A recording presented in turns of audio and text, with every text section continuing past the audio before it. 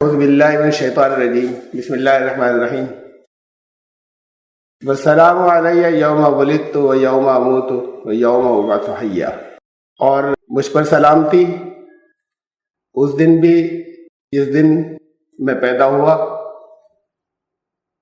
جس دن مجھے موت آئے گی اور جس دن مجھے زندہ اٹھایا جائے گا۔ سورہ مریم کی آیت نمبر 33۔ درس یہیں پر ختم ہوا تھا، اسی آیت پر گزشتہ مرتبہ، اور میں نے اسے پھر دوبارہ تلاوت کیا ہے۔ اس حصے کو میں نے تھوڑا سا ایکسپلین کیا تھا، وَيَوْمَ أَمُوتُ، اور جس دن مجھے موت آئے گی۔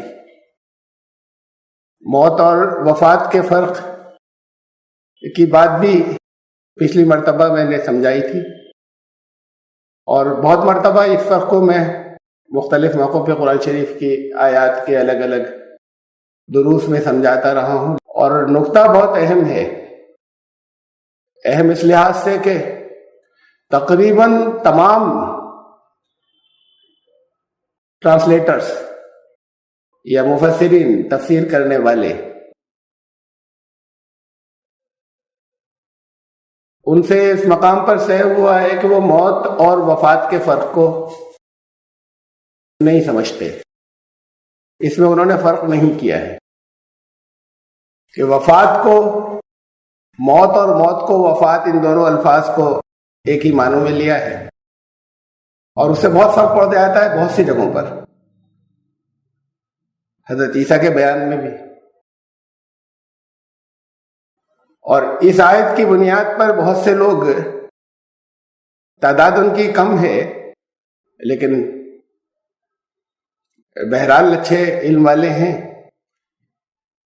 وہ بھی یہ مانتے ہیں کہ حضرت عیسیٰ علیہ السلام کی موت ہو چکی، کہ قرآن صاف صاف ذکر کرتا ہے۔ یہیں پر نہیں، وہ کہتے ہیں اور دوسرے مقامات پہ بھی صاف صاف ذکر کرتا ہے کہ حضرت عیسیٰ علیہ السلام کہتے ہیں کہ مجھے، آپ نے اللہ سے کہیں گے کہ آپ تو مجھے موت دے چکے تھے۔ جب یہودیوں نے ان کو صلیب پر پہنچا دیا، اس موقع کا تذکرہ کرتے ہوئے بھی قرآن شریف کہتا ہے کہ وفات ہو چکی،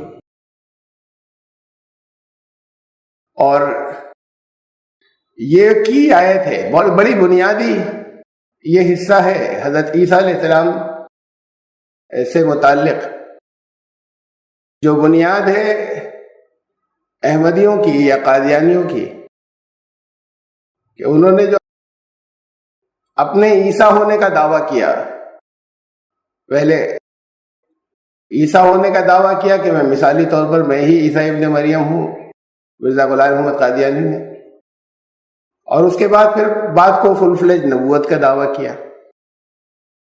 کہ حضرت عیسیٰ علیہ السلام کو تو موت آ چکی، اور وہ کہتے ہیں کہ احادیث کہتی ہیں کہ ان کو واپس آنا ہے، تو وہ واپسی مثالی ہے، اور اپنے بارے میں انہوں نے کہا کہ وہ میں ہی ہوں، مسیح جسے آنا تھا میں آ گیا۔ اب یہ تو الگ بات ہے کہ انہوں نے کس کس طریقے سے اپنے آپ کو مثالی طور پر خالی عیسیٰ ہی نہیں، مسیح ہی نہیں، بلکہ ابن مریم بھی ثابت کیا، تو وہ تو بڑی مزہ کا خیز چیزیں ہیں جو چیزیں انہوں نے اپنے اوپر ثابت کی ہیں۔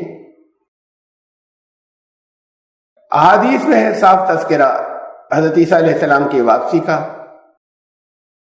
اور جن لوگوں کو یہ محسوس ہوتا ہے کہ قرآن صاف صاف کہہ رہا ہے کہ حضرت عیسیٰ علیہ السلام کو موت آ گئی، وہ کہتے ہیں کہ پھر، اور ظاہر بات ہے کہ موت آ گئی تو موت سے پھر واپسی نہیں ہوگی، پھر وہ اس واپسی کو بھی منع کرتے ہیں اس کی بنیاد پر، اور پھر بہت سی اور باتیں ہیں دوسری، جہاں فرق پڑتا ہے اس مسئلے کو نہیں سمجھنے کی وجہ سے۔ تو اس لیے میں اسے، حالانکہ میں نے پچھلی مرتبہ تذکرہ کیا تھا، بہت مرتبہ واضح کر چکا ہوں، لیکن اس موقع پہ پھر یہاں وضاحت کرنا ضروری ہے۔ سورہ انعام کی آیت ہے جہاں پر فرمایا وَهُوَ الَّذِي يَتَوَفَّاكُمْ بِاللَّيْلِ، وہی ہے اللہ جو ہر رات کو تم سب کو وفات دیتا ہے. زندہ انسانوں کے بارے میں کہا جا رہا ہے تمام انسانوں کو وفات ہوتی ہے ہر رات کو. وَيَعْلَمُ مَا جَرَحْتُم بِالنَّهَارِ، اور جو کچھ تم دن میں کرتے ہو اسے وہ جانتا ہے. ثُمَّ يَبْعَثُكُمْ فِيهِ، اور اس کے بعد پھر واپس بھیج دیتا ہے اسی کے اندر، اسی دن کے وقت میں جاگنے کی حالت میں پھر وہ بھیج دیتا ہے واپس وفات سے. لِيُقْضَى أَجَلٌ مُّسَمًّى، تاکہ جو تمہاری اصل مدت ہے وہ پوری ہو جائے زندگی کی. وفات کا مطلب اگر موت ہوتا تو موت سے تو واپسی نہیں ہوتی، اور اگر موت ہوتا تو پھر قرآن یہ کہہ رہا ہے کہ روز سب کو موت آتی ہے.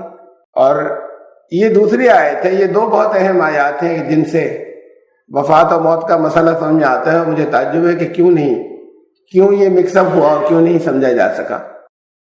اللہ یتوفی الانفس حین موتها، سورہ زمر کی آیت نمبر 42. اللہ وفات دیتا ہے تمام نفسوں کو، تمام جانوں کو ان کی موت کے وقت. جس وقت موت کے وقت ہوتا ہے اس وقت وفات ہوتی ہے. تو یہ بات اپنے آپ میں بڑا عجیب جملہ ہوتا. اگر وفات کا مطلب موت ہوتا تو یہ بہت عجیب بات ہوتی کہنے کے لحاظ سے، بہت غیر ادبی کہ موت کے وقت اللہ سب کو موت دیتا ہے. یہ وفات موت سے کچھ مختلف چیز ہے کہ اللہ تمام نفسوں کو جب ان کی موت آتی ہے اس وقت وفات دیتا ہے. واللتی لم تمت فی منامہا، اور موت ہی کے وقت نہیں، نیند کی حالت میں بھی وفات دیتا ہے. اب یہ معلوم ہوا کہ وفات ایک اس وقت ہوتی ہے جب موت آ جاتی ہے، اور جب نیند آتی ہے تب بھی وفات ہوتی ہے. ایک بات بہت واضح ہو گئی کہ موت اور وفات میں فرق ہے. یہ بات الجھے گی جب لوگ یہ سمجھتے رہیں گے کہ وفات اور موت ایک ہی چیز ہے. اب یہاں سے پھر وفات کا مطلب واضح ہوتا ہے. ہم بشرطے کہ پہلے سے طے نہیں کر لیں کہ وفات موت کو کہتے ہیں، کہ اللہ تمام جانوں کو، تمام نفسوں کو ان کی موت کے وقت وفات دیتا ہے اور نیند کے وقت وفات دیتا ہے. اور جنہیں نیند کے وقت وفات آتی ہے ان کے بارے میں فرمایا فَيُمْسِكُ الَّتِي قَضَى عَلَيْهَا الْمَوْتِ، اس حالت میں جس کی موت کا وقت آ گیا ہوتا ہے. وفات ہوئی ہے نیند کے وقت، اب موت کا بھی وقت آ گیا اسی وقت، انہیں روک لیتا ہے پھر ان جانوں کو. وَيُرْسِلُ الْأُخْرَى إِلَىٰ أَجَلٍ مُّسَمًّى، اور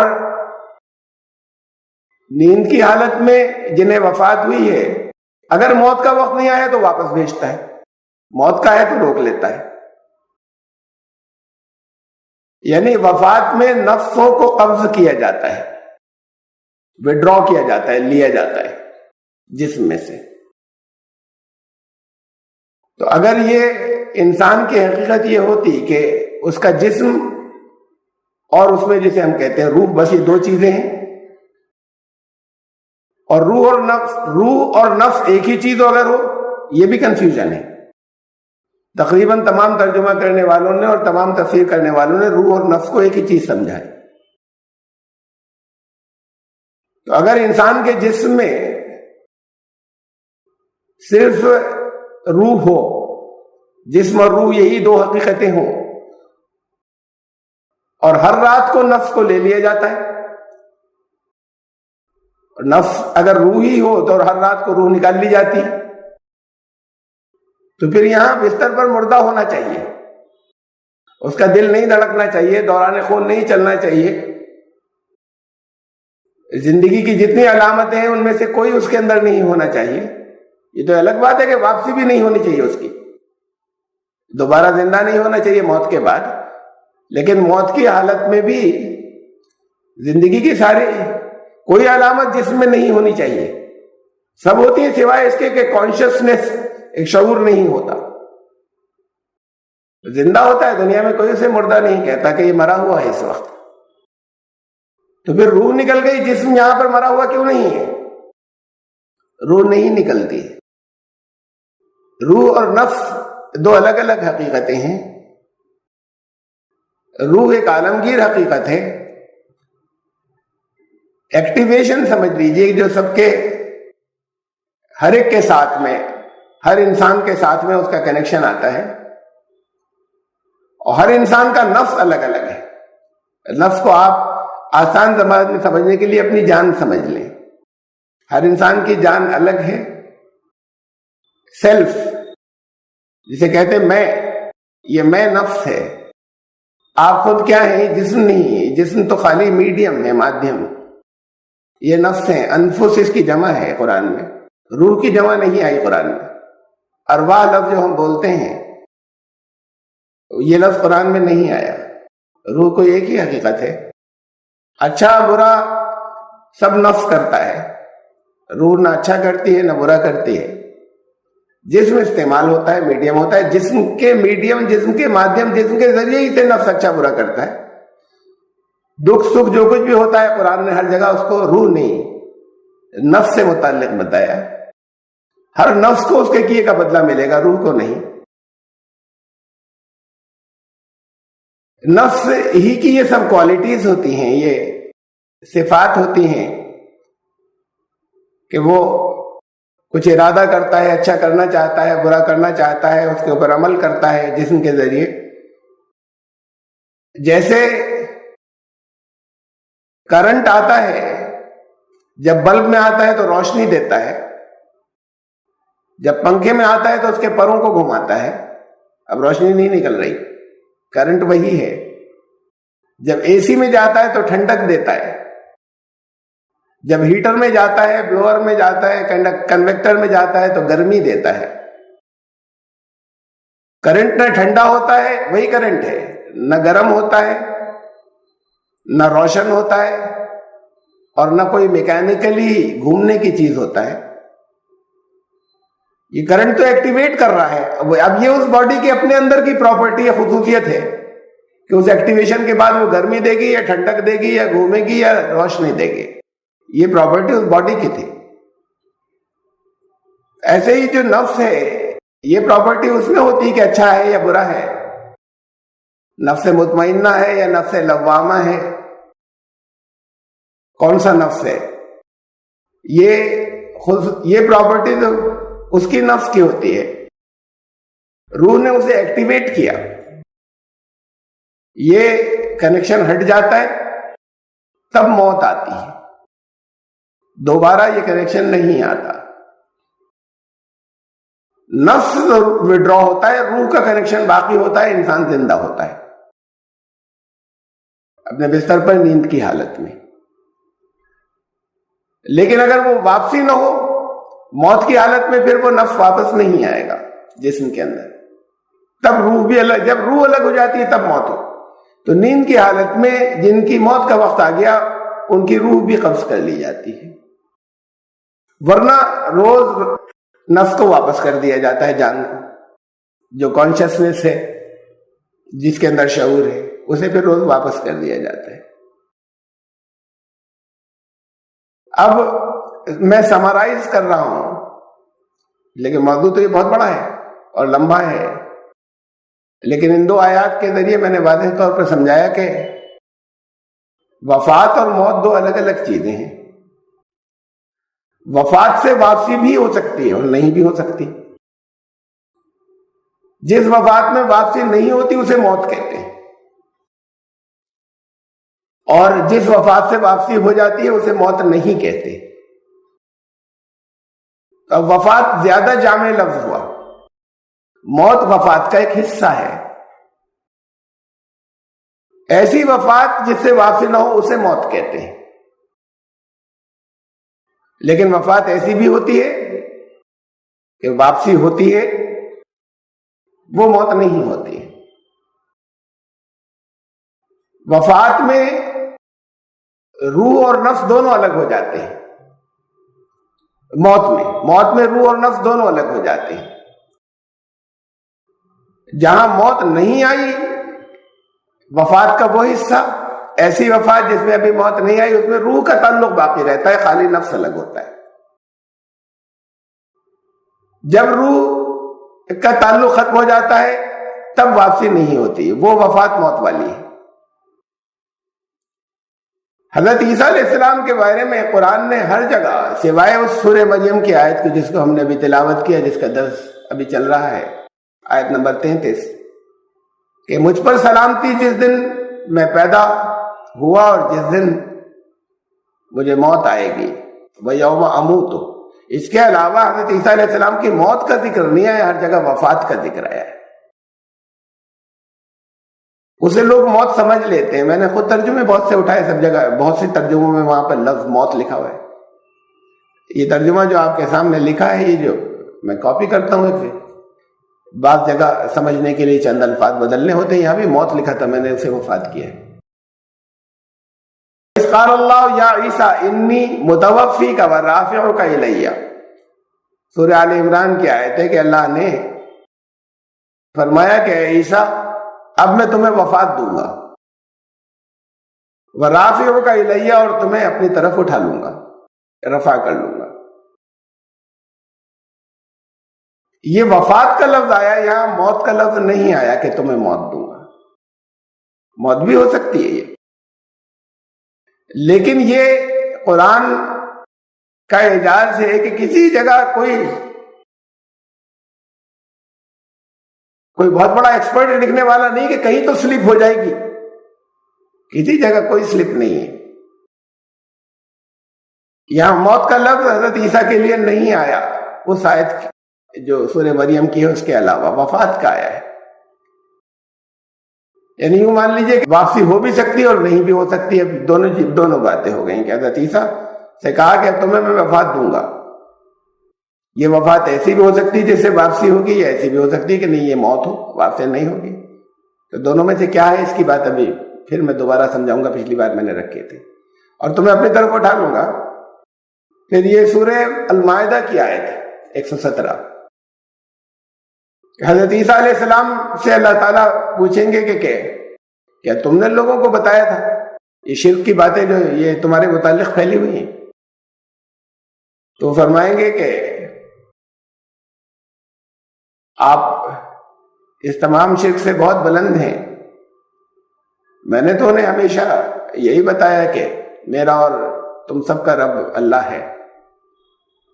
اس کے آگے کا حصہ وَكُنْتُ عَلَيْهِمْ شَهِيدًا مَا دُمْتُ فِيهِمْ، جب تک میں ان کے درمیان رہا میں تبھی تک کے بارے میں تو عرض کر سکتا ہوں کہ میں نے ان کو یہی بتایا، میں خود گواہ تھا اس بات کا کہ لوگ مجھے خدا کا حقیقی بیٹا نہ کہیں اور نہ سمجھیں۔ فلما توفیتنی، لیکن جب آپ نے مجھے وفات دے دی، پھر کنت انت الرقیب علیہم، تو اب میری شہادت تو ختم ہو گئی اس دور کے لیے، اب تو آپ ہی نگران تھے ان کے اوپر کہ ان لوگوں نے کیا کیا کیا۔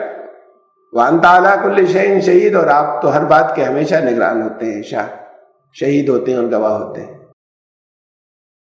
دیکھیے وفات کا ہی لفظ آیا، موت کا نہیں آیا۔ تو اب اگر یہاں بھی ہم فی الحال یہ دونوں اس کے آپشنز لے لیں کہ وفات اسے بھی کہتے ہیں جس سے واپسی نہیں ہوتی، جس موت، تو دونوں آپشن لے لیں کہ حضرت عیسیٰ یہ کہہ رہے ہیں کہ جب آپ نے مجھے موت دے دی، انتقال ہو چکا، موت ہو چکی، اب میں کیا کر سکتا تھا؟ حشر کے دن یہ جواب دیں گے۔ اور یہ بھی معنی ہو سکتے ہیں کہ ابھی ان کی واپسی باقی ہے، کہیں گے کہ اس دوران میں جتنے دنوں کے لیے آپ نے مجھے اٹھا لیا تھا لوگوں نے کیا کیا، میں اس بارے میں کیا عرض کر سکتا ہوں، میں نے تو ان کو یہی بتایا تھا کہ میرا اور رب اور آپ کا رب اللہ ہے۔ اب یہ دونوں معنی ان دونوں آیات سے لیے جا سکتے ہیں، لیکن پھر قرآن شریف کی بہت سی آیات وہ ہیں جہاں بہت واضح ہے یہ بات کہ اب دونوں معنی نہیں لیے جا سکتے۔ سورہ نساء کی آیت نمبر 159 159، وَإِن مِّنْ أَهْلِ الْكِتَابِ إِلَّا لَيُؤْمِنَنَّ بِهِ قَبْلَ مَوْتِهِ، اہل کتاب میں کوئی ایسا نہیں ہوگا جو اس کی موت سے قبل ایمان نہ لا چکا ہو۔ یہ آخر کا جو لفظ ہے قبل موتہ، یہ ہے کی ورڈ۔ اس آیت سے پہلے حضرت عیسیٰ علیہ السلام کا ہی لگاتار ذکر چل رہا ہے، آیت نمبر 158 میں بھی 158 میں بھی۔ اہل کتاب میں کوئی ایسا نہیں ہوگا جو اس کی موت سے پہلے اس پر ایمان نہ لا چکا ہو۔ کس کی موت سے پہلے؟ حضرت عیسیٰ کی موت سے پہلے۔ اور اس کا یہ ترجمہ بھی ہو سکتا ہے کہ اہل کتاب سے پہلے، اہل کتاب میں سے کوئی ایسا نہیں ہوگا جو اپنی موت سے پہلے ایمان نہ لا چکا ہو۔ ایک ترجمہ اس کا یہ بھی ہو سکتا ہے موت ہی، یہی لفظ ہے، اس کے اندر پروناؤن یا ضمیر یہ اہل کتاب کی طرف اگر لی جائے تو اس کا مطلب ہوگا کہ ہر اہل کتاب اپنی موت سے پہلے ایمان لے آتا ہے۔ تو یہ تو بات غلط ہے واقع کے طور پہ۔ پھر تو کسی کی، ہر ایک، جتنے دنیا میں یہودی ہیں، جتنے دنیا میں عیسائی ہیں، سب کی ایمان پر موت ہوتی ہے، اس کا مطلب تو یہ ہوا قرآن یہ کہہ رہا ہے، یہ بات غلط ہے۔ ان کی موت کفر پر ہوتی ہے۔ قرآن شریف نے بہت سے موقعوں پہ کہا کہ ہر ایک کی ایمان پر موت نہیں ہوتی۔ تو اس کا مطلب یہ، یا جو ضمیر ہے یا پروناؤن ہے ہی، موت ہی، اس کی موت، اپنی موت کی بات نہیں ہو رہی، حضرت عیسیٰ کی موت۔ ہر اہل کتاب حضرت عیسیٰ کی موت سے پہلے ایمان لا چکا ہوگا۔ حضرت عیسیٰ علیہ السلام، یہ ہے قرآن شریف کے اندر وہ آیت جو بہت واضح طور پر یہ بتاتی ہے کہ حضرت عیسیٰ علیہ السلام کی واپسی ہوگی۔ ابھی موت نہیں ہوئی، موت سے پہلے سب اہل کتاب ایمان لا چکے ہوں گے۔ ہم بڑے گروپس لیں، دو بڑے گروپ اہل کتاب کے، یہودی اور عیسائی۔ یہودیوں میں سے بھی بہت سے لوگ ایمان لے آئیں گے جو حضرت عیسیٰ کے بڑے دشمن ہیں۔ بہت بڑی تعداد نہیں لائے گی، وہ دجال کا ساتھ دے گی، حضرت عیسیٰ کے ہاتھوں شکست ہوگی اور مارے جائیں گے، جنگ ہوگی۔ عیسائیوں کی عظیم اکثریت ایمان لے آئے گی، تو بے پناہ ان سے تعلق رکھتے ہیں، محبت کرتے ہیں، تو ان کو غلط باور کرایا گیا ہے، ان کو غلط بات بتائی گئی ہے، غلط یقین دلایا گیا ہے۔ جب وہ خود آ کر کہہ دیں گے کہ میری حقیقت کیا ہے، تو فوراً سارے لوگ مان لیں گے کہ ہمیں جو کچھ بتایا گیا تھا وہ غلط تھا، تو وہ ایمان لا چکے ہوں گے۔ یہودیوں میں سے وہ بچیں گے جو ایمان لے آئیں گے، جو ایمان نہیں لائیں گے وہ ختم ہو جائیں گے۔ تو حضرت عیسیٰ علیہ السلام کی اس کے بعد موت ہوگی، ان کی موت سے قبل پھر اہل کتاب نہیں بچیں گے، سب ایمان لا چکے ہوں گے جتنے زندہ ہوں گے۔ یہ آیت قرآن شریف میں حضرت عیسیٰ علیہ السلام کے واپس آنے کی سب سے واضح آیت ہے، اور بھی بہت سی آیات میں اشارے ہیں۔ واپسی موت سے نہیں ہوتی، تو اس کا مطلب انہیں موت نہیں ہوئی، ابھی موت آنا باقی ہے، موت بس ایک بار آتی ہے۔ یعنی وہ ایسی وفات ہے جس سے واپسی نہیں ہوتی، وہ ابھی ان کی نہیں ہوئی، آئیں گے پھر موت آئے گی۔ ابھی وفات ان کو جو ہوئی ہے وہ وفات ہے جس سے ان کی واپسی ہوگی۔ یہ تھی وہ دو آیات جو پہلے میں نے آپ کو دکھائی تھی، یہ سورہ آل عمران کی، کہ اللہ نے حضرت عیسیٰ سے فرمایا کہ میں تمہیں وفات دوں گا، یہ جو تمہیں صلیب دینا چاہتے ہیں ان سے بچا کر میں اٹھا لوں گا۔ اور یہ دوسری آیت سورہ مائدہ کی کہ حضرت عیسیٰ نے کہا تھا کہ اے اللہ، جب آپ نے مجھے اٹھا لیا، وفات دے دی، اس کے بعد کے حالات تو آپ جانتے ہیں کہ لوگوں نے کیا کیا باتیں بنائی اور کیا کیا عقیدے گڑھ لیے میرے بارے میں۔ ذالک عیسی ابن مریم، یہ ہے حضرت عیسیٰ علیہ السلام کی سچی داستان۔ اصل واقعہ جو اسی آیت میں نہیں، جو پہلے سے چلا آ رہا ہے، جو حضرت مریم علیہ السلام کے اندر ان کا کنسپشن، یعنی ان کا حمل ٹھہرنا، اور اس کے بعد پھر ان کی پیدائش، اور اس کے بارے میں جو لوگوں کے اندر اختلاف ہیں، یہ ہے اس کی حقیقت۔ قول الحق، یہ ہے حق بات، الذی فیہ یمترون، جس میں ان کو آپس میں بڑے اختلافات ہیں اور شبہات ہیں، یہ اس میں حق بات یہ ہے۔ نہ حق بات یہ ہے کہ نعوذ باللہ حضرت مریم نے کوئی بدکاری کی، نہ حق بات یہ ہے کہ حضرت مریم کا کسی سے نکاح ہو گیا اور حضرت عیسیٰ ان کے لڑکے تھے۔ ہمارے یہاں بعض ریشنلسٹ یہ بھی کہتے ہیں سب سے ریشنلسٹ ہونا بہت اچھی بات ہے.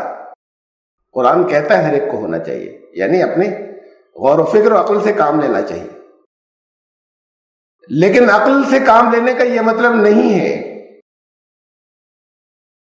کہ جتنی چیزیں آج کے دور میں ہمیں ناممکن نظر آ رہی ہیں ہم یہ کہیں کہ آئندہ دور میں بھی ہمیشہ وہ ناممکن ہی ہوں گی. عقل سے کام لینے کا یہ مطلب نہیں ہے. کتنے پروسیس اور فینومینل ایسے ہیں کہ جو سائنٹیفکلی کل ممکن نہیں تھے آج ممکن ہو گئے. جو آج ممکن نہیں ہے ہمارے عقل میں نہیں آتے وہ آئندہ ممکن ہو جائیں گے. تو ریشنلسٹ ہونے کا یا عقل سے کام لینے کا یہ مطلب نہیں ہے کہ ہم جتنی چیزیں آج تک سائنٹیفکلی ہم ثابت ہوئی ہیں یا جن کی تحقیق ہم کر سکیں اس کے علاوہ ہر بات کا ہم انکار کر دیں. یہ مطلب نہیں ہے غور و فکر کا یا عقل سے کام لینے کا. بلکہ جو ثابت شدہ حقیقتیں ہیں ان کے خلاف کچھ جائے تو یہ کہیں کہ ایسا نہیں ہو سکتا. تو اس ہمارے بہت سے ریشنلسٹ یہ نہیں کیا کہ جو ان کے دور میں جو چیزیں ناممکن نظر آتی تھیں، ابھی سائنس وہاں تک نہیں پہنچی ہے، ابھی دنیا کے بارے میں انسان کی معلومات اس مقام تک نہیں پہنچی ہے.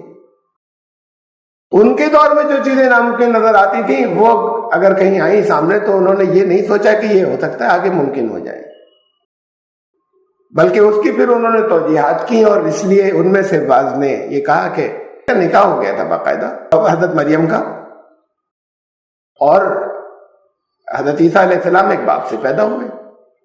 یہودی تو کہتے ہیں کہ الزام یہ لگاتے ہیں حضرت مریم کے اوپر کہ انہوں نے بدکاری کی. یہ ریشنلسٹ مسلمان یہ کہتے ہیں کہ نہیں، ان کا نکاح ہو گیا تھا بغیر باپ کے. کوئی پیدا نہیں ہوتا اور بغیر باپ کے نہیں پیدا ہو، نہ کوئی پیدا ہو سکتا ہے. میں تفصیل آپ کے سامنے رکھ چکا کہ ممکن ہے پیدائش، نہیں ہوتا یہ ایک دوسری بات ہے. حضرت مریم کے کیس میں ہوا ایسا.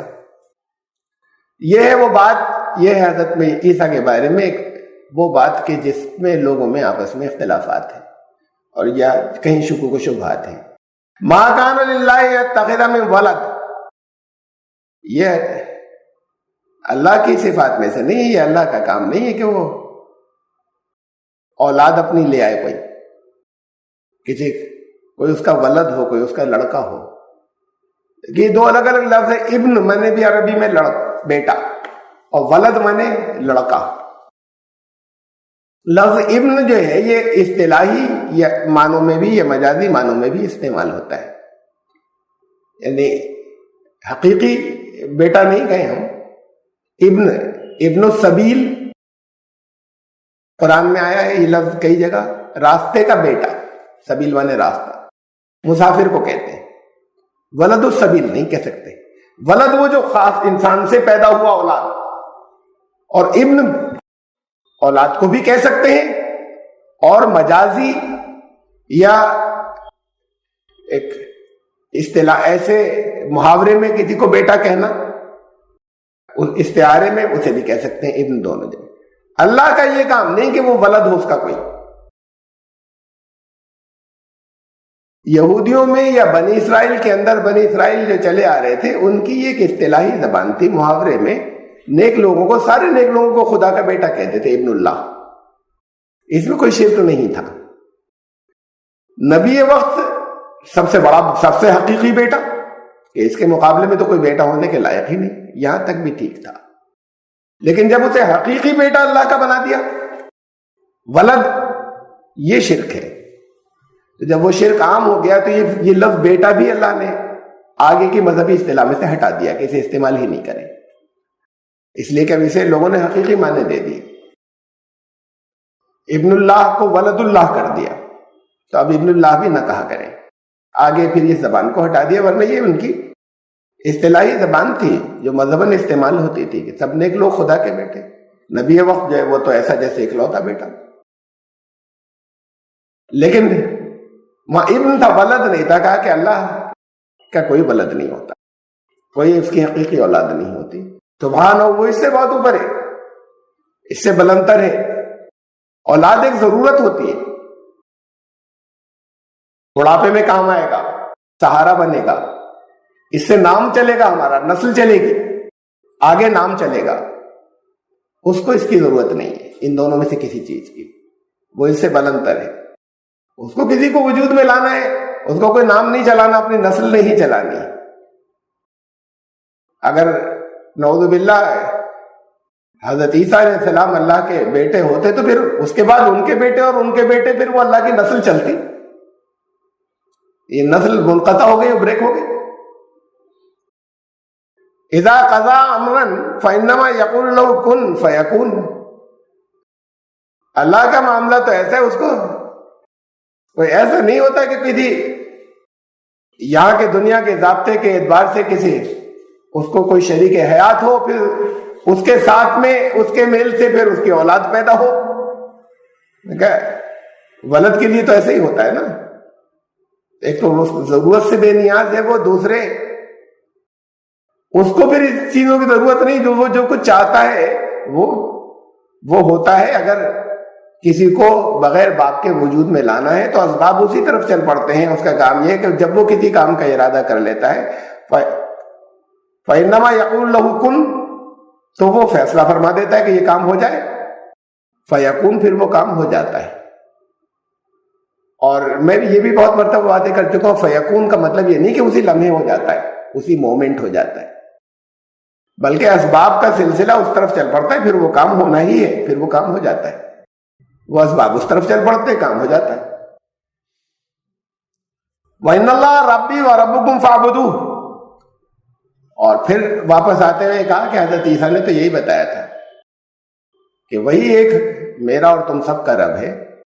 ھذا صراط مستقیم، یہی ہے سیدھا راستہ. دیکھیے ایک مقام میں آپ کو دکھاتا ہوں بائبل کے اندر جہاں یہ لفظ استعمال کیے تھے کہ وہی میرا اور تم سب کا رب ہے. بہت سے مقامات ہیں. یوحنا کی انجیل، دا گاسپل آف سینٹ جان. حضرت عیسیٰ کو یہ جب رفع کیا جا رہا ہے، یہ اس وقت کی بات ہے جب ان کو اٹھایا جا رہا ہے کہ انہوں نے کہا کہ جا اور میرے بھائیوں کو بتا، بھائیوں سے مطلب جو ان کے ماننے والے ہیں یا ان کے حواری، ان کو بتا کہ میں اپنے باپ اور تمہارے باپ، دیکھیے اپنے باپ اور تم سب کے باپ، سارے انسان ہیں، سب نیک لوگ خدا کے بیٹے کہلاتے تھے. یہ باپ اس معنی میں تھا کہ وہ میرا باپ ہے جیسے تم سب کا بھی باپ ہے. یہ ان کی مذہبی اصطلاحی زبان تھی جسے انہوں نے ولد کے معنوں میں کر دیا عیسائیوں نے کہ میں اپنے باپ اور تم سب کے باپ، اور اپنے خدا ساتھ میں پھر یہ کہا. کوئی کنفیوژن آگے نہیں رہ جائے، کہیں کوئی اس کو حقیقی معنوں میں نہ استعمال کر لے گا کہ مطلب اس کا یہ ہے کہ میرا خدا ہے وہ. یہ دونوں ایک نہیں ہیں. وہ تو کہتے ہیں ایک تیسری حقیقت بھی ہے، باپ بیٹا روح القدس، یہ تینوں ایک ہیں. تینوں ایک نہیں ہے، وہ میرا خدا ہے اور میں اپنے خدا اور تم سب کے خدا کے پاس جا رہا ہوں. تو یہ دونوں باتیں انہوں نے ساتھ ساتھ کہیں بہت بات کو واضح کرنے کے لیے کہنا کہ اب میں ان کے اپنے باپ اور تم سب کا بھی باپ ہے اور اپنے خدا اور تم سب کے خدا کے پاس جا رہا ہوں. ان اللہ ربی و ربکم، کہ اللہ ہی، حضرت عیسیٰ نے کہا کہ میں نے تو ان سے ہی کہا تھا کہ اللہ ہی میرا بھی رب ہے اور تم سب کا بھی رب ہے. فاختلف الاحزاب من بینہم، یہ ہے وہ بات جس میں الگ الگ گروہوں میں آپس میں اختلاف ہوا. جس اختلاف کا تذکرہ میں نے ابھی کہا کہ یہودیوں نے تو کہا کہ یہ بدکاری کا نتیجہ ہے حضرت عیسیٰ علیہ السلام، آج تک یہی کہتے ہیں. دنیا میں مذہباً یہودی سب سے بڑے دشمن ہیں عیسائیوں کے، اور عیسائی سب سے بڑے دشمن ہیں یہودیوں کے مذہباً. یہ سامنے جو کچھ ہمیں نظر آتا ہے یہ پولیٹیکل کنفیگریشن ہے، اور ان کی بہرحال حکمت عملی ہے کہ انہوں نے بہت آپس میں بیٹھ کر اختلافات کو دبایا ہے کہ ان چیزوں کو ہم نہیں کرنے دیں گے، ان چیزوں پہ ہم نہیں بات کریں گے اور باقی باتوں پر نہیں جھگڑیں گے. میں نے پہلے بھی آپ کو بتایا تھا کہ اسرائیل کے مندوب ایک کانفرنس میں بہت بڑے وہاں کے ربی، انہوں نے مجھ سے کہا تھا یہ کہ مذہباً، جہاں تک مذہب کا سوال ہے، مذہباً یہودیت کے سب سے قریب اسلام ہے اور سب سے بڑے دشمن ہمارے جو ہیں وہ مذہباً عیسائی ہیں. اور یہ بھی ساتھ میں کہا تھا، انہوں نے کہا تاریخاً بھی یہی ہے کہ جب جب ہم مسلمانوں کی حکومت میں رہے تو انہوں نے یہ لفظ استعمال کیا، مسلمانوں نے ہمیں دوسرے درجے کا شہری تو بنا کر رکھا، لیکن ہماری عزت آبرو جان و مال کی حفاظت کی، اور جب جب ہم عیسائیوں کی حکومت میں رہے ہمارا قتل عام ہوا۔ یہ بھی ساتھ میں انہوں نے کہا کہ ہمارا بچہ بچہ یہ بات جانتا ہے۔ پھر یہ سینیریو کیوں ہے، اس کی ایک الگ انہوں نے اپنی وجہ بتائی تھی، اس وجہ میں بھی کسی حد تک حقیقت تھی، اسے جانے تھے۔ تو یہ ہے ان کے درمیان جو بہت سے گروہوں نے آپس میں مختلف باتیں کی۔ پھر عیسائیوں نے بھی، عیسائیوں اس کے اندر تھوڑا چھوٹا سا گروہ وہ بھی ہے کہ جو کہتا ہے کہ شکل بدل گئی تھی، ایک دوسرے شخص کو صلیب دے دی گئی، ان کو اٹھا لیا گیا، ایک چھوٹا سا گروہ یہ بھی کہتا ہے۔ بڑی تعداد جو ہے وہ یہ کہتی ہے کہ اللہ کے بیٹے تھے۔ تو ان کے معاملے میں بہت ظالمانہ بات، ایک تو یہ کہتے ہیں یہ لوگ کہ وہ بدکاری کے نتیجہ تھے، ان کے معاملے میں بہت غلط بات واقعے کے خلاف یہ کہتے ہیں کہ ہم نے انہیں صلیب پر چڑھا دیا۔ اللہ نے فرمایا کہ وما قتلوہ وما صلبوہ، نہیں قتل کر سکے، صلیب نہیں دے سکے، اور وہاں فرمایا کہ بل رفعہ اللہ الیہ، اللہ نے اٹھا لیا۔ وہاں فرمایا ولکن شبہ لہم، معاملہ مشتبہ ہو گیا ان کے لیے۔ آج کی بائبل کے اندر موجود ہے، آج کی انجیلوں کے اندر موجود ہے کہ اس موقع پر بڑا زلزلہ آیا، جس موقع پہ ان کو صلیب پر لے جایا گیا تھا، زبردست زلزلہ آیا اور سب لوگ بھاگ گئے وہاں سے۔ اب کوئی موقع پہ تو چند لوگ موجود ہیں جو وہاں پہ رکے رہے تھے، موقع کے گواہ، کوئی گواہی دینے والے نہیں موقع پر کہ کیا ہوا اس کے بعد حضرت عیسیٰ علیہ السلام کے ساتھ میں۔ پھر یہ کہاں سے لے آئے تفصیل ساری ان کی، اور ان کو ان کے کچھ مددگار تھے وہ فوراً وہاں سے لے گئے کہ ہاں ہم نے دفن کر دیا، کسی نے نہیں دیکھا۔ اب آج کی انجیلوں میں ہے کہ حضرت عیسیٰ کے جو سیکریٹ خفیہ مددگار تھے وہ چند گھنٹوں کے بعد پہنچے گورنر کے پاس کہ ڈیڈ باڈی ڈیلیور کر دیجیے، تو اس کو بڑی حیرت ہوئی، ابھی سے کیسے مر گئے؟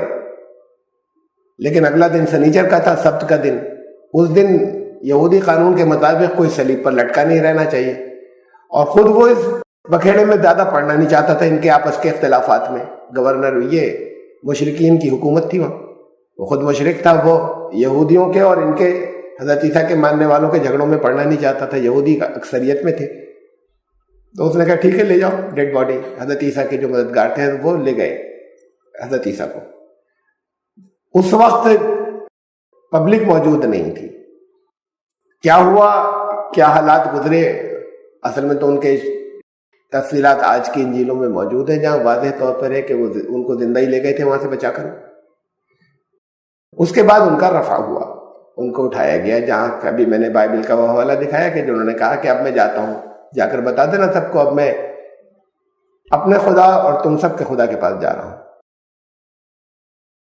یہ اختلاف ان لوگوں کا آپس میں ہونا، پھر یہ ہونا کہ ان کو ان کا خدا کا، اللہ کا حقیقی بیٹا بنا دینا، ایک یہ ظلم عیسائیوں کا، کہ یہ سب چیزوں کی حقیقت یہ ہے قرآن نے کہا جو ہم نے بتائی، لیکن ان سب گروہوں نے آپس میں اختلاف کیا۔ فَوَيْلٌ لِّلَّذِينَ كَفَرُوا مِن مَشْهَدِ يَوْمٍ عَظِيمٍ، اور بڑی تباہی ہوگی ان لوگوں کے لیے۔ یہ سب کفر کی باتیں ہیں، جو یہ کفر کرتے ہیں، جس دن وہ عظیم بڑا دن ہے، جس دن وہ پیش آئے گا، اس کے واقعات پیش آئیں گے تو بہت تباہی ہوگی ان کے لیے۔ وہ بڑا دن اس دنیا سے جانے کے بعد والا جو حقیقی جو آخرت کا ہے، قیامت کبریٰ کا، اس کو بھی ہے، وہ بھی بڑا دن، اور وہ بھی بڑا ہی دن ہے جب حضرت عیسیٰ علیہ السلام کی واپسی ہوگی اسی دنیا کے اندر۔ اور اس دن پھر ان پر کچھ ایمان لے آئیں گے لوگ، انہیں مان جائیں گے، اور جو کفر کرنے والے ہیں پھر وہ مارے جائیں گے اور وہ ختم ہوں گے۔ اس دن ان کے لیے بہت تباہی ہے۔ اسمع بہم وابصر یوم یاتوننا، جس دن ہمارے پاس آئیں گے اس دن وہ کیا سنتے ہوں گے، وہ ٹھیک سے خوب اچھے طریقے سے سنتے ہوں گے، ٹھیک سے دیکھتے ہوں گے۔ یہ اب جو کانوں پر انہوں نے اپنے پہرے بٹھا رکھے ہیں، عقل کے کانوں کے اوپر، عقل کی نگاہوں کے اوپر، اپنی بصیرتوں پر جو پہرے بٹھا رکھے ہیں، یہ ہٹ جائیں گے۔ لیکن الظالمون اليوم فی ضلال مبین، لیکن پھر وہ دن جو آئے گا اس دن وہ کھلی ہوئی گمراہی کے اندر ہوں گے یہ جو ظلم کر رہے ہیں. وانذرہم یوم الحسرت، اور یوم حسرت سے اس دن ان کو حسرت ہوگی کہ کاش ہم نے صحیح بات سوچی ہوتی اور سنی ہوتی. اس دن سے انہیں ڈراؤ، اذ قضی الامر، جب فیصلے ہو جائیں گے، تمام معاملات چکا دیے جائیں گے. وہم فی غفلت وہم لا یؤمنون، اور وہ غفلت میں پڑے رہے اور ایمان نہیں لائے. یہ وہ حسرت کا دن ہوگا ان کے لیے. انا نحن نرث الارض ومن علیہا والینا یرجعون، اور اس زمین کے آخری وارث تو اللہ نے فرمایا ہم ہی ہونے. جو کچھ بھی اس پر ہے یہ لوگ بھی چلے جائیں گے، اور جو کچھ اس پر ہے اس سب کو بھی ختم ہونا ہے. وارث اسی کو تو کہتے ہیں کہ گزر گئے اور پیچھے آنے والوں کے لیے چھوڑ گئے. وہ پیچھے آنے والے بھی گزر جائیں گے، اپنے بعد والوں کے لیے چھوڑ جائیں گے، وہ بھی گزر جائیں گے، اپنے بعد والوں کے لیے چھوڑ جائیں گے. اینڈ تو یہی ہونا ہے، سب کچھ ہمارا تھا اور سب یہاں پر چھوڑ کر چلے جائیں گے. اصل وارث تو ہم ہی ہوں گے، حقیقی وارث. جو اس زمین پر جو کچھ بھی ہے ان کے وارث، اور زمین پر جو کچھ بھی ہے اس کے حقیقی وارث. وَإِلَيْنَا يُرْجَعُونَ، ہماری طرف ان سب کو لوٹایا جائے گا. اور حضرت عیسیٰ علیہ السلام کا واقعہ جو کچھ اس جگہ بتانا مقصود تھا کہ ان کی اصل حقیقت کیا تھی، وہ ختم ہونے کے بعد پھر یہاں پر قرآن نے کہا، جیسے اس سے پہلے شروع ہوا تھا وَاذْكُرْ فِي الْكِتَابِ مریم، حضرت عیسیٰ نے مریم کے نام سے شروع کیا تھا، کہ اب یہ بھی بڑی اہم بات ہے. وَاذْكُرْ فِي الْكِتَابِ عیسیٰ نہیں کہا، حضرت اب عیسیٰ کا تذکرہ کرو، عیسیٰ کو یاد کرو. مریم، یہ بھی اشارہ ہے اس بات کی طرف کہ ان کی یہ جو پیدائش تھی حضرت عیسیٰ علیہ السلام، وہ اصلاً حضرت مریم کے جسم کی بیولوجیکل جو چینجز تھے ان کی وہ حقیقت تھی. اس لیے بات وہاں پر یہ کہہ کر شروع کی تھی، ابھی جو یہ بیان ابھی ختم ہوا اس سے پچھلا حصہ، کہ اب ذرا سا مریم کو یاد کرو یا مریم کا تذکرہ کرو. وہ ختم ہوا. شرک کی بات کی نفی کرنے کے بعد پھر جو پہلے تاریخی نبی تھے اور انہوں نے جس طریقے سے شرک کا مقابلہ کیا، پھر ان کا بیان آ رہا ہے حضرت ابراہیم علیہ السلام کا. اور اس کے آگے پھر اور اسی طریقے سے کہ اس کتاب میں کوئی کس اور نبیوں کے نام ہے کہ ان کا تذکرہ کرو، انہیں یاد کرو.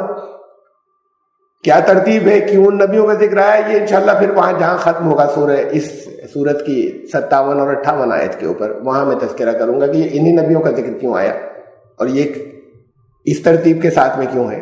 جو بھی چل، فی الحال یہ کہ حضرت ابراہیم علیہ السلام کی بات آ رہی ہے کہ اور ابراہیم کو یاد کرو، انہ کان صدیقا نبیا. بڑی اہم بات ہے. کیا صفت کیا بیان کی سب سے پہلی؟ صدیق تھے، ایسے نبی تھے جو سچے. پچھلے لوگوں نے جو کچھ نبیوں کے کردار پر چھینٹا کسی کی اور بائبل کے اندر جو ان کے اوپر بڑے گھناؤنے الزام لگائے، قرآن نے انہیں صاف کیا اور واضح کیا اور ان کے کردار کو صاف ستھرا پیش کیا. پھر اگر یہ پچھلے ہی لوگوں کی بات نہیں، قرآن نے آگے آنے والوں نے بھی اگر کہیں کردار کشی کی ہے، کسی کریکٹر اسیسینیشن جو نبی کے مرتبے سے نیچے کی چیز ہے، اگر ایسی کی ہے آگے آنے والے لوگ بھی کریں گے تو قرآن نے اسے بھی نہیں چھوڑا، اسے بھی واضح کیا کہ دیکھیں نبی کا کردار یہ ہے. نبی کا جھوٹ سے کوئی، پہلی صفت ہے نبی کی، ہر نبی کی سچا ہونا. ذرا سا بھی جھوٹ کی آمیزش کر دے تو پھر کچھ اور بھی جھوٹ ہو سکتا ہے. جھوٹ کا کوئی شائبہ آ ہی نہیں تھا. پہلی صفت وحی کے ساتھ میں اس کے اوپر وحی کا نزول نہیں ہو سکتا جہاں ذرا سا بھی جھوٹ کی، جس کے اندر ذرا سا بھی کسی بھی انداز میں جھوٹ بولنے کی کوئی، جس کے طبیعت اور مزاج میں گنجائش ہو. صدیق تھے. یہ کیوں کہنا پڑا؟ ہر نبی صدیق تھا. حضرت ابراہیم کا نام لے کر کیوں کہا اللہ نے؟ اور ان لوگوں نے تو جو کچھ حضرت ابراہیم کے ساتھ کیا وہ کیا پچھلے لوگوں نے، اور سارے نبیوں کے، حضرت سلیمان کے ساتھ، حضرت داؤد علیہ السلام کے ساتھ، حضرت نوح علیہ السلام کے ساتھ، حضرت لوط علیہ السلام کے ساتھ میں بڑی بڑی بےہودہ باتیں ہیں. تو پچھلے لوگوں نے تو جو کچھ کیا یا کیا، ہم نے کیا. قرآن نے اسے واضح کیا، اس لیے کہا کہ سچے تھے وہ. حضرت ابراہیم نے زندگی میں 3 بار جھوٹ بولا تھا اور یہ بات کس سے کہلوائی جا رہی ہے؟ رسول اللہ صلی اللہ علیہ وسلم سے کہلوائی جا رہی ہے. یعنی جن سازشیوں نے ڈالا اس بات کو گھسایا، حضور صلی اللہ علیہ وسلم کے نام سے کوئی انکار نہیں کر سکے. رسول اللہ صلی اللہ علیہ وسلم نے کہا میں انکار کروں تو میرا ایمان نہیں بچتا. ان کے نام سے ڈالی جائے گی جس چیز کا ہم انکار نہیں کر سکیں. حضور صلی اللہ علیہ وسلم نے فرمایا کہتے ابراہیم نے جھوٹ بولا تھا 3 بار، میں منع کر دوں تو پھر میرا ایمان ہی نہیں بچ رہا. حضرت ابراہیم وہ ہیں جن کا نام لے کے آپ سب روز نماز میں دعا مانگتے ہیں، اللہ محمد صلی اللہ علیہ وسلم اور آل محمد پر ایسی رحمت نازل کیجیے گا جیسے ابراہیم اور آل ابراہیم پر کی تھی. حضور صلی اللہ علیہ وسلم کے لیے دعا کرتے ہیں حضرت ابراہیم کا نام لے کر ہر نماز میں، ہر ایمان والا. انہوں نے جھوٹ بولے تھے 3 بار. یہ حضور صلی اللہ علیہ وسلم کی زبان سے لایا جا رہا ہے. اور بڑی عجیب بات ہے کہ وہ جو ان 3 جھوٹ ہیں اس میں سے ایک کا تو بائبل ذکر کرتی ہے، ہماری باتیں 3 ہیں. یعنی وہ لوگ تو کہتے ہیں ایک جھوٹ، ہم کہتے ہیں 3 جھوٹ حضرت ابراہیم کے. اہل بائبل نے ان میں یہ جو 3 جھوٹ بیان ہوتے ہیں ان میں صرف ایک کا ذکر کیا ہے کہ ایک بار جھوٹ بولا تھا. اور مسلمانوں کی روایات کہتی ہیں 3 بار جھوٹ بولا تھا. اور وہ حضرت رسول اللہ صلی اللہ علیہ وسلم کی زبان سے لایا جا رہا ہے کہ رسول اللہ صلی اللہ علیہ وسلم نے یہ فرمایا کہ حضرت ابراہیم نے زندگی میں کبھی جھوٹ نہیں بولا سوائے 3 مرتبہ کے.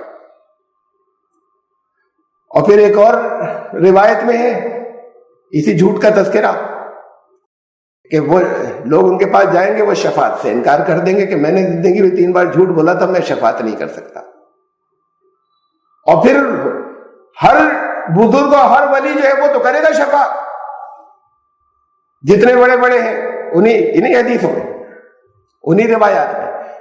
لوگوں کے خالی میں عام لوگوں کے عقیدے کی بات نہیں کر رہا کہ ہر بزرگ، ہر نیک شخص جو ہے وہ تو شفاعت کرے گا. حضرت ابراہیم جو ہے ان مرتبے کے وہ کہیں گے میں نے 3 بار جھوٹ بولا تھا، میں کیسے کر سکتا ہوں.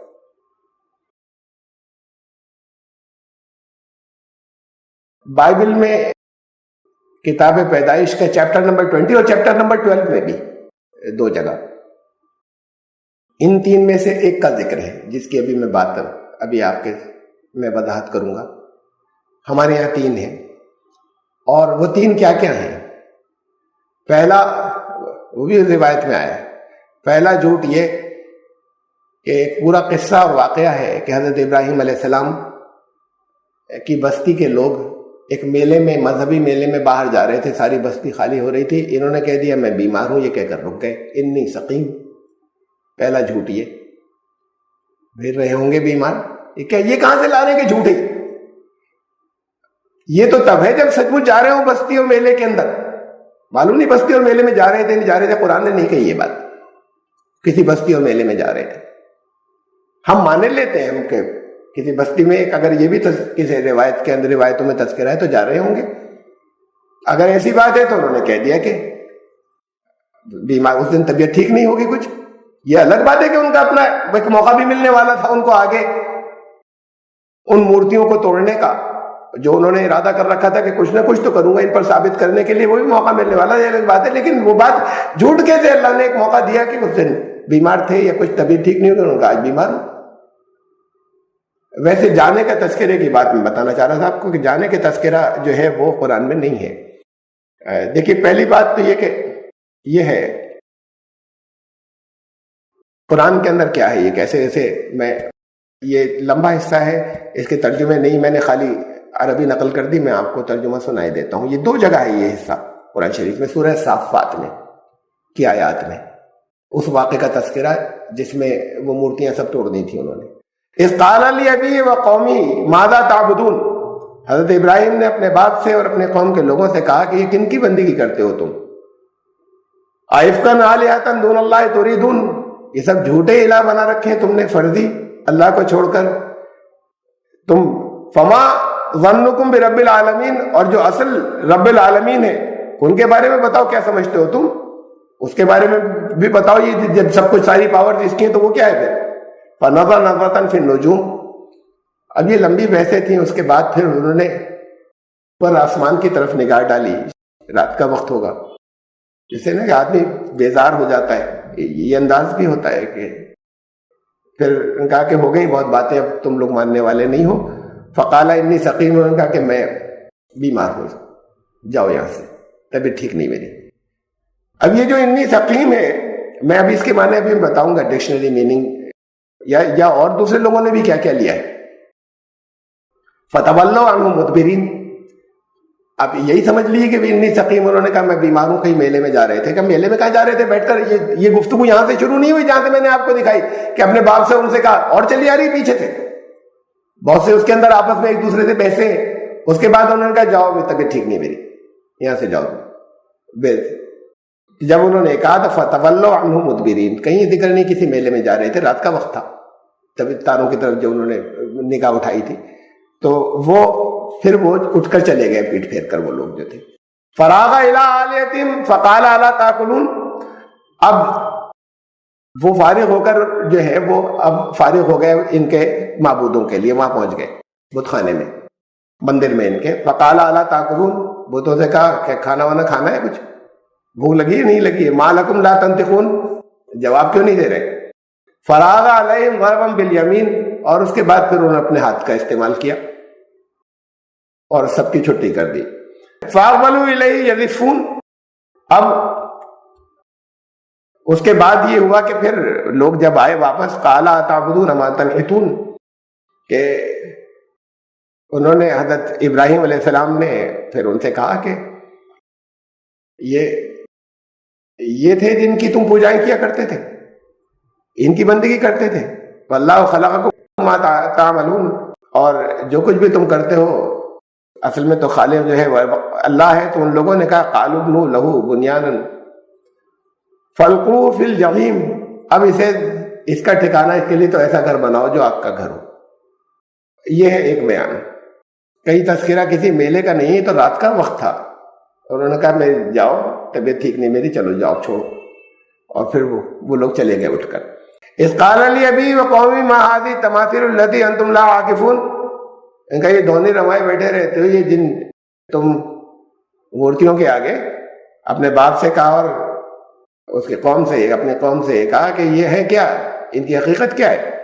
قالوا وجدنا آبانا لها عابدین، ان کا کہ ہمارے پرکوں سے چلی آ رہی ان کی عبادت، ان کی پوجائیں، ہم نے اپنے باپ دادوں کو اسی پر پایا ہے۔ قال لقد کنتم انتم وآباؤکم فی ضلال مبین، ان کا تم بھی صاف گمراہی میں، تمہارے آبا و اجداد بھی۔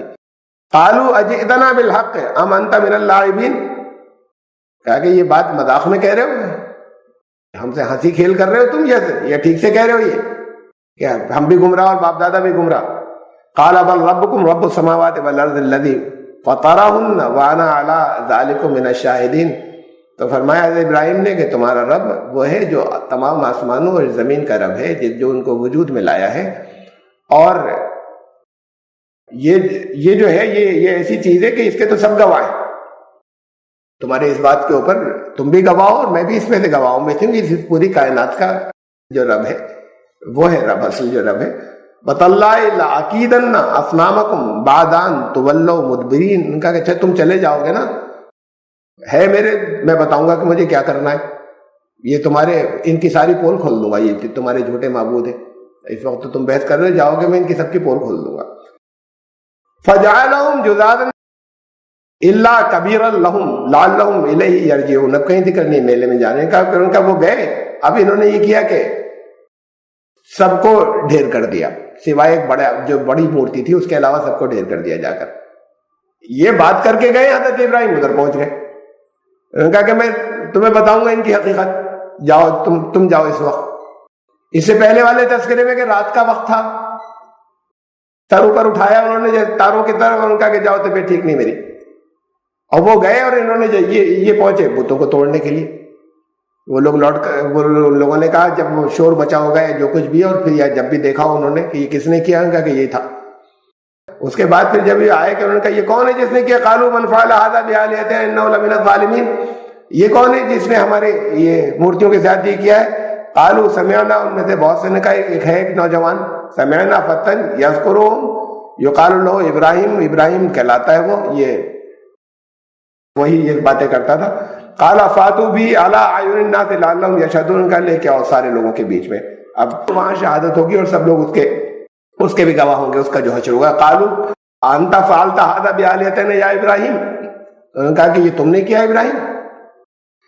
دیکھیے کہیں کہیں جانے کا کوئی تذکرہ نہیں، لیکن ہم اس سے اختلاف نہیں کرتے اگر ہمارے پاس حدیث کے نام سے یہ بات ہے کہ یہ قرآن نے نہیں کہا ہوگا، قرآن ہر ڈیٹیل نہیں دیتا، جا رہے ہوں گے کسی میلے میں، اس وقت کہا تھا کہ میں تو بیمار ہوں، حالانکہ انداز یہاں پر یہ ہے کہ رات کا وقت ہے، انہوں نے کہا کہ یہ جیسے بیدار ہو کے آدمی ادھر ادھر دیکھنے لگتا ہے نا، اوپر دیکھا، انہوں نے کہا کہ جاؤ طبیعت ٹھیک نہیں ہے میری، اس انداز میں کہا تھا۔ تو دیکھیے یہ جو ہے یہ انداز، یہ اور یہ میں ہی نہیں کہہ رہا، یہ میں نے دو بڑی ڈکشنری سے لیا ہے، دو بہت قرآن کی بہت مستند اور بہت مشہور جو پرانی لغات ہیں، لسان العرب اور تاج العروض دونوں میں ہے یہ، کہ اس جملے کے سلسلے میں حضرت ابراہیم کے میں بیمار ہوں، اس کا ایک مطلب یہ بھی بتایا گیا ہے، قال اراد انی سقیم بما ارى من عبادتکم غیر اللہ، کہ اس جملے کا مطلب یہ بھی بتایا گیا، ایک مطلب اس کا یہ بھی ہے کہ میں تمہاری غیر اللہ کی بندگی دیکھتے دیکھتے بیمار پڑ جاؤں گا۔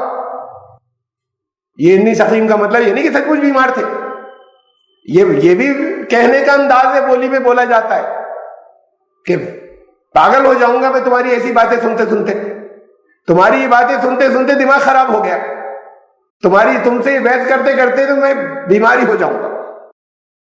تو یہ بات میں نہیں کہہ رہا، یہ بات یہ دو جو زبان کی اوریجنل ڈکشنری کہتی ہیں کہ اس کا یہ مطلب بھی بیان کیا گیا ہے اسے، تو سقیم کا یہ مطلب بھی ہے کہ محاورے میں اصطلاحاً بولنا سچ مچ بیمار نہیں، یہ کوئی جھوٹ نہیں ہے کہ میں تمہاری باتیں سن کے پاگل ہو جاؤں گا، لوگ کہیں تو بڑا جھوٹا ہے، پاگل تو ہوگا نہیں، یہ بولنے کا اندازے سے جھوٹ نہیں کہتے۔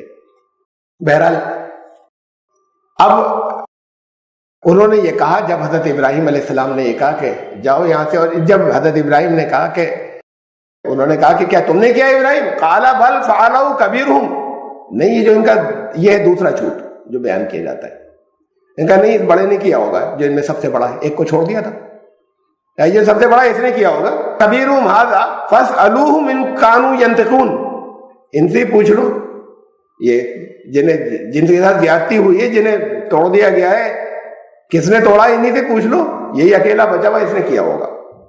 یہ دوسرا جھوٹ بیان کیا جاتا ہے کہ رسول اللہ صلی اللہ علیہ وسلم نے کہا، یہ تھا دوسرا جھوٹ کہ حضرت ابراہیم نے یہ کہا، وہ تھا پہلا جھوٹ کہ حضرت ابراہیم نے یہ کہا میں بیمار ہوں، تو وہ بیماری والی بات تو آ گئی، کوئی جھوٹ نہیں ہے اس کے اندر، تو اسے جھوٹ نہیں کہتے، کوئی دنیا میں نہیں کہتا جھوٹ کہ جاؤ کیوں دماغ خراب کر رہے ہو، یہ کہنے کا انداز ہوتا ہے کہ جھوٹ نہیں کہتے کہ دماغ ٹھیک ہے ان کا، یہ کیوں کہہ رہے ہیں دماغ خراب کر رہے ہو۔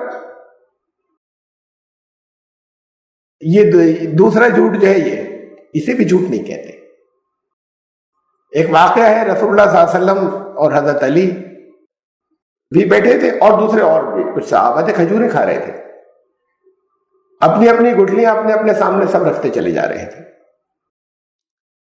رسول اللہ صلی اللہ علیہ وسلم اپنی گٹلیاں کھانے کے بعد حضرت علی کے سامنے رکھ رہے تھے، حضرت علی تو اپنے سامنے اپنی رکھ ہی رہے تھے، حضور صلی اللہ علیہ وسلم کھانے کے بعد اپنی گٹلیاں بھی انہی کے آگے رکھتے جا رہے تھے۔ تھوڑی دیر بعد مسکرا کر فرمایا کہ علی تم نے تو دگنی کھا لی، تو یہ بھی جھوٹ ہوا۔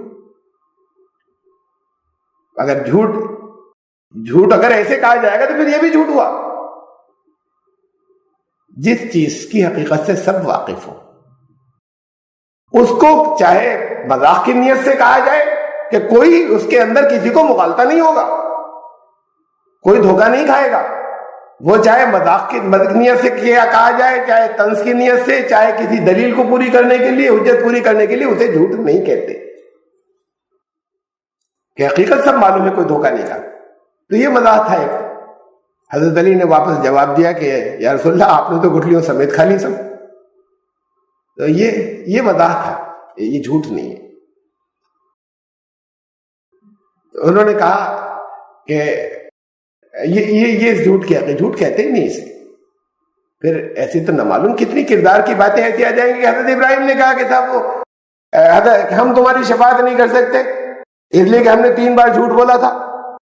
تب کیا اونچا کردار تھا حضرت ابراہیم کے، حضرت آدم کتنا اونچا کردار تھا کہ دنیا میں ہم آئے نہیں تھے، انہوں نے منع کر دیا کہ ہم شفاعت نہیں کر سکتے۔ میں نے وہاں پر ایک گناہ کیا تھا جب میں آدمی بھی نہیں تھا، انسان بھی نہیں تھا، اور کتنا اونچا کردار تھا۔ حضرت نوح نے کہا کہ میں نے تو ایک مرتبہ ایسی بات جس کا مجھے علم نہیں تھا اللہ سے سوال کر لیا تھا، حالانکہ مجھے علم نہیں تھا تو کوئی حرج بھی نہیں، اللہ نے کہا کہ بھائی تم حقیقت سے واقف نہیں ہو تو فوراً کہا اللہ معافی چاہتا ہوں. ان میں سے کوئی بھی بات ایسی نہیں تھی. یہ آتا ہے شفاعت کی حدیث کے اندر ایک کہ ان سب نے کہا کہ ہم سے غلطی ہو گئی, ہم شفاعت کیسے کریں. حضرت ابراہیم نے کہا میں نے جھوٹ بول دیے تھے, شفاعت کیسے کریں. اور پھر رسول اللہ صلی اللہ علیہ وسلم سب کی شفاعت کریں گے. رسول اللہ صلی اللہ علیہ وسلم نے یہ نہیں کہا یہ کردار رسول اللہ صلی اللہ علیہ وسلم کا گرایا جا رہا ہے, یہ عظمت نہیں بڑھائی جا رہی کہ سب کی کریں گے. جب ان واقعات کے ساتھ لایا جا رہا ہے تو یہ کردار کشی رسول اللہ صلی اللہ علیہ وسلم کی ہے کہ وہ یہ تو ان کی بڑائی کی بات ہوئی کہ جھوٹ نہیں بولا تھا انہوں نے, لیکن اس کو کہا کہ بھائی یہ بھی میں جھوٹ میں شمار کرتا ہوں, میں شفاعت نہیں کروں گا. رسول اللہ صلی اللہ علیہ وسلم نے نہیں کہا کہ میں نے ایک مرتبہ ایک نابینا کو کہہ دیا تھا تو اللہ نے ڈانٹا تھا کہ تم اس وقت بتاؤ. رسول اللہ صلی اللہ علیہ وسلم نے نہیں کہا کہ میں نے قتل کا فیصلہ کر دیا تھا ان لوگوں کے, ان کو معافی کا فیصلہ کر دیا تھا جس کے بارے میں بات کو اللہ نے کہا کہ تمہیں نبی ایسا نہیں کرنا چاہیے. رسول اللہ صلی اللہ علیہ وسلم نے نہیں کہا کہ میں نے تو ایک مرتبہ اللہ کی جو اصل حکمت تھی اس کے خلاف یہ کر لیا تھا کہ ان کو ان کا معذرت طلب کر لی تھی. جہاد میں جانے سے جو لوگ معذرت کر رہے تھے تو اللہ نے کہا کہ نبی اللہ تمہیں معاف کرے, تم نے کیوں ان کی معافی قبول کر لی, تمہیں تو دیکھنا ہی چاہیے تھا کہ یہ سچے کون ہیں منافق کون ہیں. رسول اللہ صلی اللہ علیہ وسلم نے کہا یہ نہیں فرمایا کہ یہ سب مجھ سے غلطیاں ہو گئی تھی, میں بھی کیسے شفاعت کر لوں. یہ تو کردار کو نیچا کیا گیا الٹا. اس میں سے کسی ایک, سارے نبی معصوم تھے, ہمارا یہ ایمان ہے سب نبی معصوم تھے. یہ ان میں سے کوئی کسی کا ایک بھی گناہ نہیں تھا, یہ کسی کی کوئی غلطی نہیں تھی. تو اس کا گناہ اور غلطی کا سوال ہی نہیں ہے یہاں پر نبیوں کے ساتھ میں. اگر کسی جگہ بشری تقاضے کی بنیاد پر غلطی ہونے جا رہی ہے تو اللہ کی طرف سے روک دیا جاتا تھا, اس لیے کہ ان کو نمونہ بننا ہے, اور ان کو جھوٹ بولنے دیا گیا. یہ جھوٹ نہیں ہے. اور تیسرا جھوٹ, اس کو سمجھانے میں تھوڑا سا وقت لگے گا. بائبل سے لفظ بلفظ لے لیا گیا ہے, تقریباً لفظ بلفظ بالکل ویسے واقعہ جیسے بائبل میں آیا. وہ کیوں جھوٹا ہے یہ میں پھر انشاءاللہ آئندہ مرتبہ اس کا تذکرہ کروں گا. بائبل سے بھی ثابت ہے کہ وہ جھوٹا ہے, اور ہماری روایتوں کے اندر جہاں آیا وہاں سے اسی جگہ سے ثابت ہے کہ یہ جھوٹا ہے. یہ واقعہ مختصر, وہ جھوٹ کیسے یہ میں بات کو بتاؤں گا. وہ تیسرا یہ ہے کہ یہ بتا دوں کہ ہے جھوٹ کہاں کیسے جا رہا ہے. کہ حضرت ابراہیم علیہ السلام اپنی اہلیہ حضرت سارہ کو لے کر سفر پر تھے. راستے میں ایک ظالم حکمراں کا علاقہ پڑتا تھا. اس نے وہ لوگوں کی عورتیں اٹھوا لیتا تھا. حضرت ابراہیم نے وہاں یہ کہہ دیا کہ میری بہن ہے ساتھ میں. اور ہمارے یہاں ہماری روایت کے اندر ہے کہ یہ بھی ساتھ میں کہا تھا سارہ سے کہ تم اس وقت روئے زمین پر صرف میں اور تم دو ایمان والے ہیں بس, تو تم ہوئی میری ایمان میں دینی بہن میری, میں جھوٹ نہیں بول رہا. یہ بھی ساتھ میں کہا. یہ بھی اس روایت کے اندر ہے ہمارے یہاں جو آتی ہے. پھر بادشاہ نے اسے اٹھوا لیا, حضرت سارہ کو اٹھوا لیا, اور اس کے بعد وہ بڑی مصیبتوں میں پڑ گیا. بائبل میں یہ ہے کہ خواب دیکھے بڑے بھیانک, اور ہماری روایتوں میں یہ ہے کہ بڑی زبردست اس کے اوپر اور دوسری کچھ ایسی آفتیں آئیں.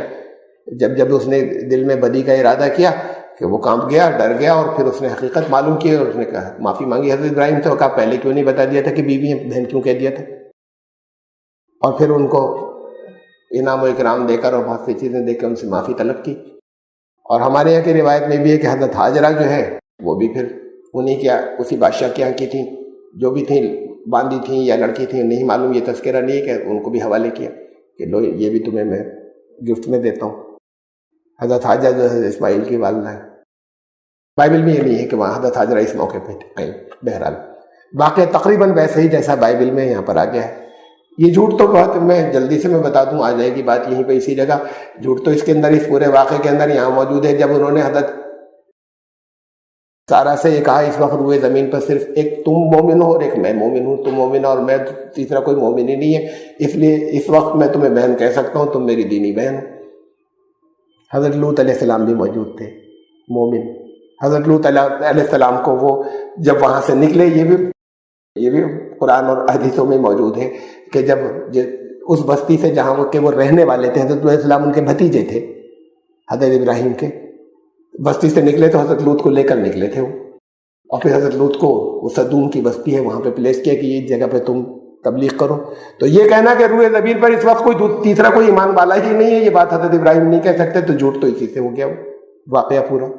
یہ جھوٹ تو اس کے اندر پورا صاف صاف یہی موجود ہے.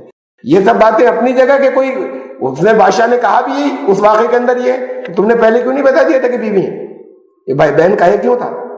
لوجیکلی بھی سمجھ میں نہیں آتی بات کہ بہن کو تو اٹھوا لے، بیوی کو اٹھوانے کے چانسز کم ہوں گے، تو ان کو بچانے کے لیے یہ کیوں کہہ دیں گے، ان سے یہ کیوں کہہ دیں گے کہ تم اپنی بہن کہنا، میں تمہیں بہن کہوں گا تم مجھے اپنا بھائی کہنا، ان کو بچانے کے لیے کیوں کہیں گے؟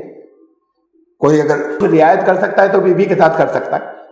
بہرحال اسے تو جانے دیں ہم، لیکن اس واقعے کے اندر یہی شامل ہے، اس واقعے کو غلط ثابت کرنے کے لیے کہ انہوں نے کہا کہ ہاں ہو تم بہن، اور خالی اتنی کہہ دیتے دینی بہن، ساتھ میں یہ موجود ہے کہ اس وقت پورے زمین کے اوپر، پوری زمین پر صرف ایمان والے ہی ہم دو ہیں بس، حضرت لوط علیہ السلام بھی تھے، تو یہ واقعہ یہاں سے تو اس لیے غلط ہے، اور بائبل کے اندر بھی ثابت ہے واقعہ غلط ہے، اس لیے کہ دو جگہ ہے اور دونوں جگہ بیانات کچھ مختلف ہیں ایک دوسرے سے، ایک جگہ وہ بیان مصر کا ہے، ایک جگہ اور ادھر شام کے علاقے کا ہے، یہ بادشاہ دوسرا تھا، مصر میں فرعون کے نام سے ہے یا دوسرے نام سے ہے، تو اس وجہ سے یہ ایک بات معلوم ہو گئی کہ یہ واقعہ جو ہے وہ سچا نہیں جھوٹ، کچھ اور بھی چیزیں ہیں جہاں پر بائبل ہی سے ثابت ہے کہ یہ واقعہ اس کے اندر جھوٹا، تو وہ جھوٹا واقعہ وہاں سے پڑھ کر یہاں پہ شامل کر دیا گیا، اس میں یہ نمک مرچ ساتھ میں لگا دیے گئے، جو اس میں بھی یہ ہے کہ تم اس میں زیادہ، اس میں ہی صاف ستھری بات ہے، انہوں نے کہا کہ تم بہن ہو، اور بہن تو ہو میری، میرے خاندان سے، میرے باپ کے خاندان سے، تو میری بہن تو ان کی کزن تھی